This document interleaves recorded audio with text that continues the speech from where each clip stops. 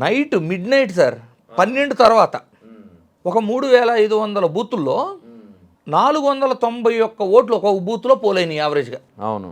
ఉదయం 8 నుంచి రాత్రి 12 దాకా సగం మంది ఓటర్లు ఓటేయడానికి రాలేదు అనేది ఎవరన్నా నమ్ముతారా?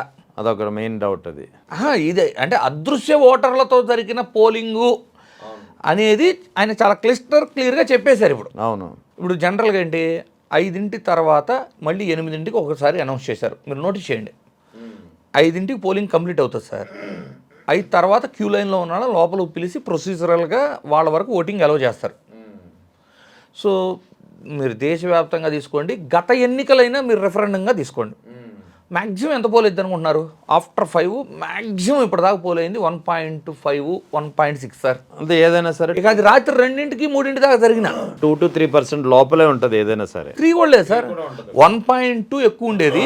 ఈ మధ్య కాలంలో ఈవీఎంలు వచ్చిన తర్వాత ఏమైందంటే ఈవీఎంలు మొరాయించటం ఇలాంటి కారణాల వలన ఆ టైం ఎక్స్టెండ్ చేయటం, టెక్నికల్ రీజన్స్ వలన ఎక్స్టెండ్ చేయటం వల్ల కొంతమంది ఓటర్లు క్యూలో బారులు ఉండి వేయటం వల్ల పెరుగుతున్నది. అలా పెరిగినా కూడా మ్యాక్సిమం 1.5% ఓటింగ్ ఇప్పుడు దాటలేదు 5 తర్వాత. దేశంలో ఏ రాష్ట్రం అయినా తీసుకోండి, దేశ ఎన్నికలైనా తీసుకోండి, గత ఎన్నికలైనా తీసుకోండి రెఫరెండం కోసం. అలాంటిది ఇక్కడ ఎంత పెరిగిందో తెలుసా?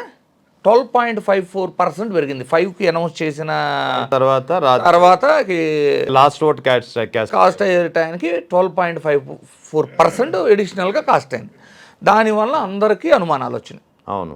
సో ఇప్పుడు 5కి అనౌన్స్ చేసిన ఓటింగ్ ఏదైతే ఉందో 68 సంథింగ్, మీకు 8కి అనౌన్స్ చేసింది 0.08% మాత్రమే ఎడిషనల్గా పెరిగింది. సో అది జనరల్గా ఎవరైనా కూడా కామన్గా ఓకే యాక్సెప్టబుల్, ఎందుకంటే 5 తర్వాత అంత పెద్ద పోలింగ్ ఏం అవదు. 8కి అనౌన్స్ చేసిన తర్వాత మళ్ళీ 11కి అనౌన్స్ చేశారు. ఏకంగా 8% పెరిగిపోయింది 3 అవర్స్లో.